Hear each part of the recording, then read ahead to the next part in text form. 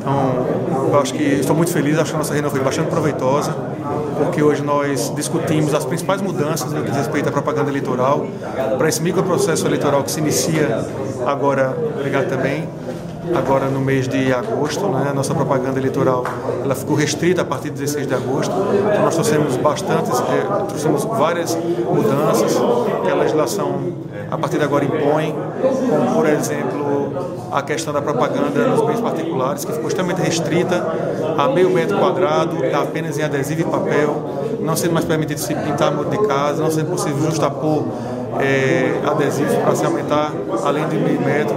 Também nos veículos não é possível mais adesivar todo o carro, só é possível colocar no vidro traseiro micro perfurado e nas laterais até 50 por 40 centímetros, ou seja, 0,2 metros quadrados. Então está bastante rigorosa a legislação no que diz respeito à propaganda eleitoral, e tenho certeza que o objetivo dessa modificação foi trazer ainda mais normalidade, naturalidade e pacificação para as eleições que se aproximam.